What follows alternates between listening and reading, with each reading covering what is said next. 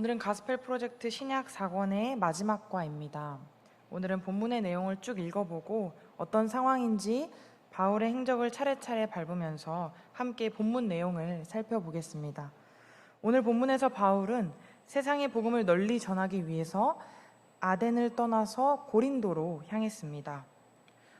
우리는 그 여정을 통해, 그리고 바울의 여정을 통해 역사하시는 하나님을 만남으로 우리 삶을 돌아보고 하나님이 기뻐하시는 삶으로 한 걸음 나아가게 되기를 기대하고 소망합니다. 우리가 알고 있는 사도 바울은 2차 선교 여행과 3차 선교 여행에서 두 가지 일에 초점을 맞추었습니다. 첫째는 복음을 전하는 일, 둘째는 교회를 굳게 세우는 일입니다.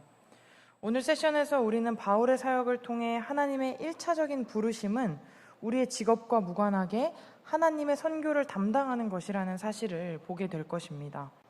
6월에 진행했던 선교 훈련과 준비하고 있는 선교 마켓, 그리고 앞두고 있는 국내 선교와 비전 트립 등 여러 선교 훈련과 교육을 통해서 우리가 되새겼던 우리 모두를 선교사로 부르셨다는 의미도 이곳에 있습니다.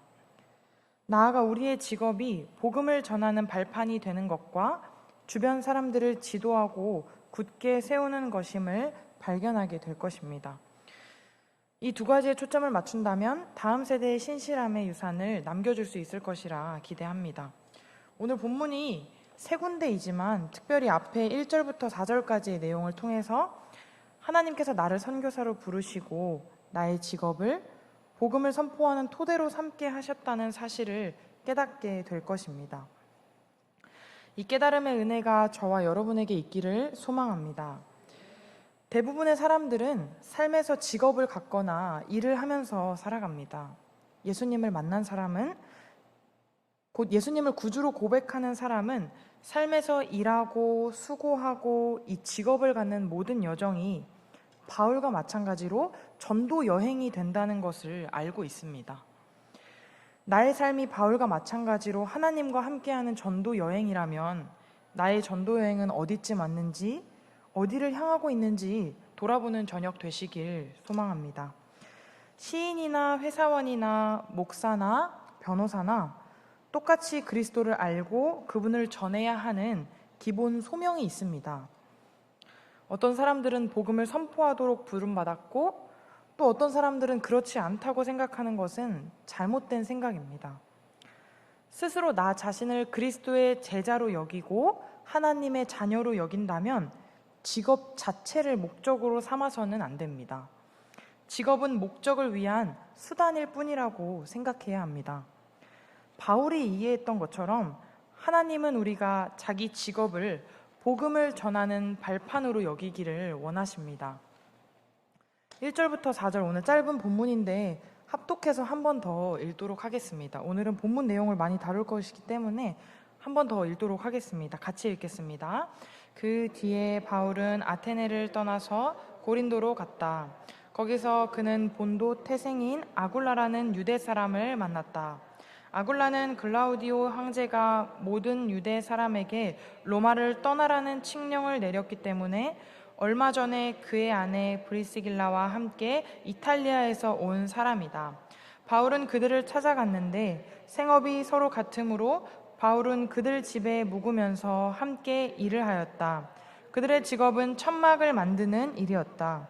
바울은 안식일마다 회당에서 토론을 벌이고 유대 사람과 그리스 사람을 설득하려 하였다. 아멘. 앞서 말했지만 바울은 세상의 복음을 널리 전하기 위해서 아덴을 떠나 고린도로 향했습니다. 고린도는 이 아덴에서 서쪽으로 74km 정도 떨어져 있었습니다. 제가 주로 송파에서 교회를 오는데 편도로 한 19km 정도 되거든요. 그래서 왔다 갔다 왕복을 2번 정도 하는 거리라고 생각하시면 될 것 같습니다. 바울이 아덴을 떠나서 고린도로 향한 상황입니다. 그리 가까운 거리는 아닙니다. 로마 식민지인 이곳은 정치적으로나 경제적으로나 영향력이 있는 도시였습니다. 고린도가 그런 도시였습니다.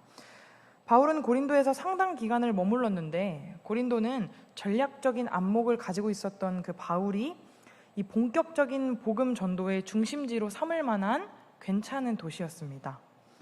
2절을 보시면 주 49년에 있었던 사건이 나옵니다. 글라우디오가 유대인을 로마에서 추방한 사건입니다. 이 유대인 회당에서 기독교의 메시지로 인해서 소란이 있었고 로마에서 유대인을 추방하게 됩니다. 고린도전서 9장에 보면은 이 시기에 바울의 고린도 사역을 반영하고 있습니다. 고린도전서 9장의 바울은 이와 같이 주께서도 복음 전하는 자들이 복음으로 말미암아 살리라 명하셨느니라 라고 말했습니다. 그러나 바로 다음 구절에서는 그러나 내가 이것을 하나도 쓰지 아니하였고 또 이 말을 쓰는 것은 내게 이같이 하여 달라는 것이 아니라 라고 말합니다. 그러더니 18절에서는 복음을 전하는 것으로 생계를 꾸려도 될 법하지만 주님이 천막 만드는 일을 통해서 바울에게 공급해 주심으로 복음을 값없이 전하게만 하셨다고 말합니다. 데살로니가 전서와 데살로니가 후서를 보면 바울이 이 제자 훈련을 했었는데 제자 훈련을 해주는 사람들에게 폐를 끼치지 않기 위해서 밤낮으로 수고하면서 천막을 만드는 일을 했다는 사실을 알 수 있습니다.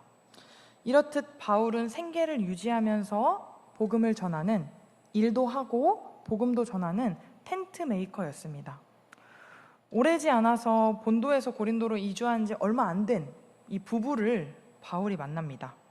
고린도에 도착한 바울은 하나님의 섭리를 따라서 브리스길라와 아굴라를 만났습니다. 그들도 고린도에 처음 왔고 그들 또한 천막을 만드는 사람이었습니다. 이내 그들은 변치 않는 우정을 나누는 친구가 되었습니다. 브리스길라와 아굴라 부부는 천막을 만드는 사람들이었는데 말하자면 가죽 세공업자들이었습니다. 바울도 그들과 같은 업종에 종사했으므로 아마 일하다가 만나게 된 것으로 추정할 수 있습니다.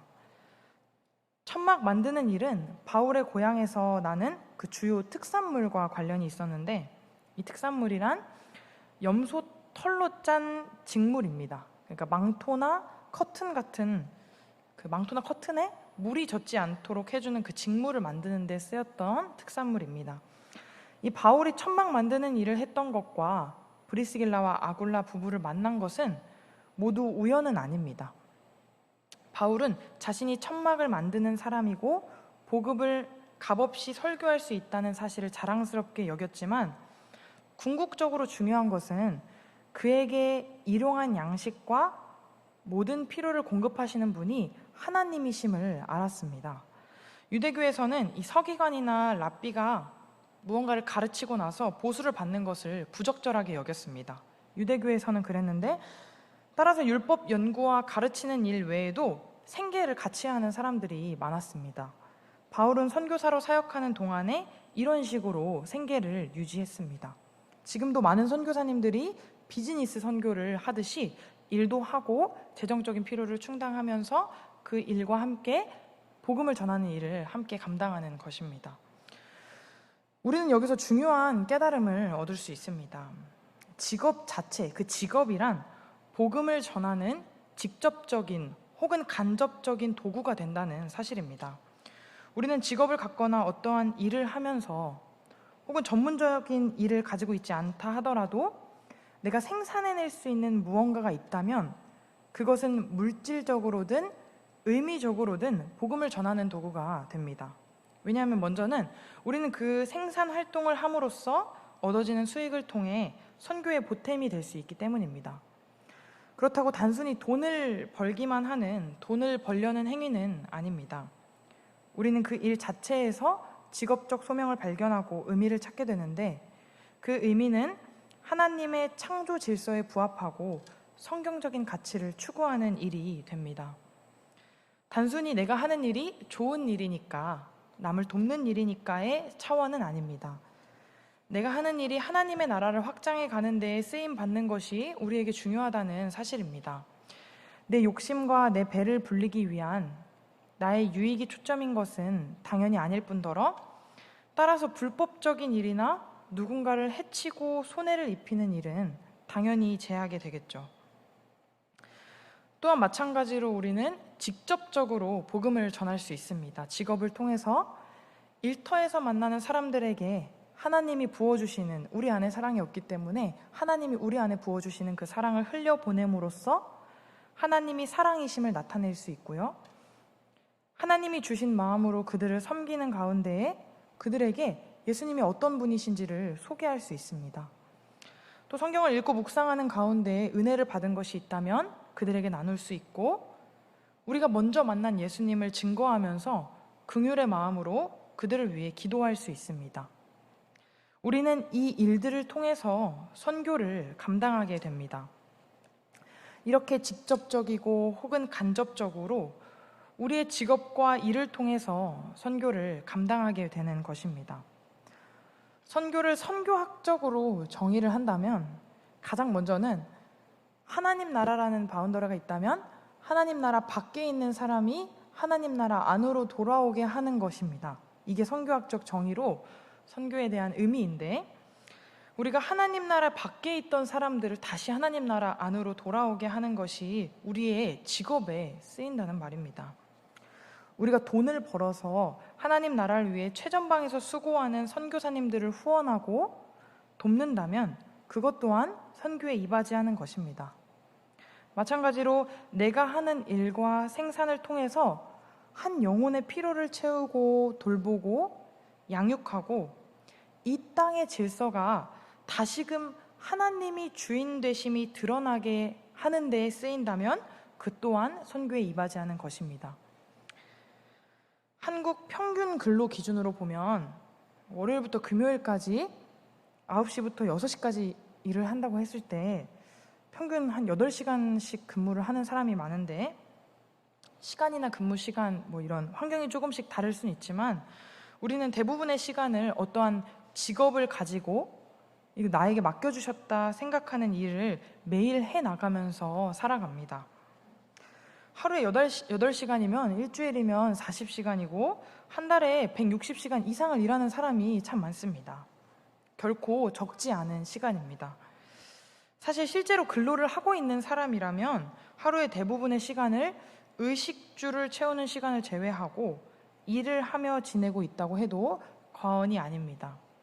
여기 있는 대부분의 사람들이나 혹은 자녀들이 그렇게 지내고 있습니다.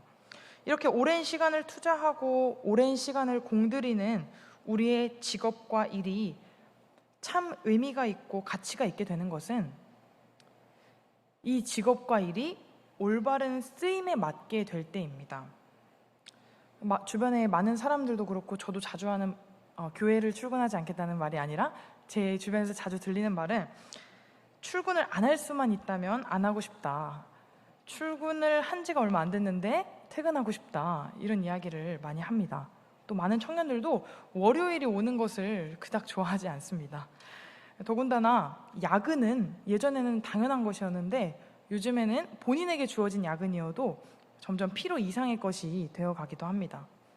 우리는 이런 시대에 살고 있습니다. 제가 말하고 싶은 것은 일을 많이 해야 한다는 것이 아니라 우리가 한 번 사는 것인데 내게 주어진 오늘 하루를, 그 오늘 하루에 주어진 그 일을 기쁨도 없고 보람도 없고 그냥 사라지니까 사는 거고 의미도 없고 평안도 없고 굴러가는 대로 살기에는 우리 삶이 너무 아깝기 때문입니다.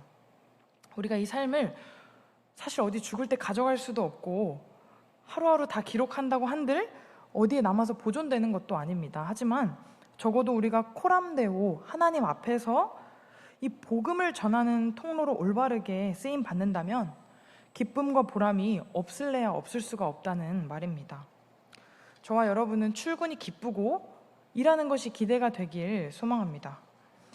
나의 하루를, 이 나의 일을 알차게 채울 수 있는 이유는 하나님 앞에서 내 삶이 다시 점검되고 오늘 나의 일을 통해서 하나님께 영광을 돌릴 수 있어 기쁨과 보람이 있기 때문입니다. 다시 말해서 복음을 전하는 간접적이고 직접적인 통로로 쓰임받는 은혜가 우리에게 있다는 사실입니다. 이 은혜를 깨닫고 감사하는 저와 여러분 되기를 소망합니다. 하나님은 우리에게 은혜를 주셔서 자급자족하게 하시고 풍성하게 채워주셔서 그것을 선교에 쓰이게 하신다는 사실에 감사하는 우리 되기를 소망합니다. 다메섹 도상에서 있었던 그 일을 기억하시나요? 그 작고 사소한 사건 덕분에 아마도 바울이 이러한 현실을 받아들일 수 있었지 않았을까 생각합니다. 바울은 예수님을 만나고 나서 사흘 동안 아무것도 보지를 못했습니다. 비록 사흘밖에 안 되는 시간이었지만 평생 보는 데에 문제 없이 살아온 사람이 갑자기 하나님의 음성을 듣고 자기가 섬기던 바로 그분을 박해하고 있었다는 사실을 깨닫고 나서 눈이 멀었으니까 아마 궁극적인 통치자가 누구신지에 대해서 다시금 생각하게 되었을 것입니다. 쉽게 말하면 내 인생을 이끌어가는 내 인생의 주인이 누구인지, 내 인생을 통치하시는 분이 누구인지에 대해서 다시금 생각하는 시간이 되었을 것입니다. 신약을 읽을 때 대부분의 사람들은 이 바울이 쓴 글과 여정들을 보면서 그가 전임 설교자나 전임 전도자였을 것이라고 생각합니다. 그러나 그는 천막을 만드는 사람이었고 천막을 만들어 번 돈으로 생계를 꾸려나가면서 복음을 전하는 사람이었습니다. 바울은 일을 열심히 하면서도 전생애를 복음 선포를 위해서 헌신했습니다. 3절과 4절을 오늘 본다면 오늘 3절과 4절은 동일한 맥락으로 보셔도 좋을 것 같습니다. 어떤 것에 더 우위가 있다는 것을 이야기하는 것은 아니지만 함께 살며 일을 하니, 이게 3절에 나오는데요. 이 일을 한다는 것과 4절에 강론하기도 하고 권면하기도 합니다. 이 바울이 권면하기도 했다는 이 부분이 우리가 이 땅에서 살아가면서 각자에게 주어진 그 일을 하는 것과 하나님 나라로 돌아오게 하는 이 선교적 사명을 감당하는 것이 같은 맥락이어야 된다는 것입니다. 그것이 분리되어 있고 이것은 내 일이고 내가 할 줄 아는 일, 내가 하는 일이 아니라 하나님께서 모두에게 우리에게 맡겨주신 일이라는 사실입니다. 내 삶의 통치자 그리고 내 삶의 주인이 누구인지 질서가 분명할 때 직업적 소명이든 삶의 가치든 온전하게 세울 수 있습니다. 아담과 하와가 범죄를 저질렀을 때 그들이 왜 범죄를 저질렀는지 다양한 이유가 있겠지만 저는 이 부분을 묵상하면서 그들의 주인이고 창조주이신 하나님이 흐릿해졌기 때문이 아닐까 생각했습니다. 우리가 삶의 의미를 발견하지 못하고 세상의 가치관을 추구하거나 죄에 이끌려 살아갈 때는 세상의 가치관을 따라갈 때는 우리의 주인이시고 내 삶의 인도자이신 예수님이 나에게 흐려졌기 때문입니다. 우리의 주인이신 그분을 온전하게 모시는 저와 여러분 되시길 소망합니다. 우리가 매일 아침에 눈을 떴을 때 하나님의 선하심과 하나님의 인자하심에 대한 감사와 그 찬양이 내게 자연스럽게 일어나지 않는다는 것은 내 삶에 내가 너무 커져서 내 삶에 예수님이 흐릿해졌기 때문에, 내 삶의 창조주이신 하나님이 흐릿해졌기 때문에 그러한 감사와 찬양이 내가 억지로 하려고 하지 않아도 자연스러운 것인데 나오지 않는 것입니다. 우리의 주인이시고 여전히 내 삶을 이끄시고 세상 끝날까지 나를 인도하실 예수님이 흐릿해졌기 때문입니다. 우리의 직업이나 일에 억지로 의미를 부여하라는 설교는 아닙니다. 그러나 하나님께서 부어주시는 은혜와 의미를 발견해 가시는 저와 여러분 되기를 소원합니다. 그리하여서 쳇바퀴같이 굴러가는 일상도 답답하지 않고 기쁘고 내 마음대로 되는 것이 참 하나 없는 것 같은 인생이지만 내 인생을 주도해 가시는 하나님의 섭리를 인정하고 감사하면서 그분의 구원 계획에 귀하게 쓰임받는 저와 여러분 되기를 소원합니다. 복음을 최전방에서 전하는 사역자이든 선교사이든 평범한 일을 하면서 살아가는 우리 성도이든 하나님의 일에 귀하게 쓰임받음으로 복음 선포의 토대 위에 매일을 살아가는 은혜 누리시기를 소망합니다.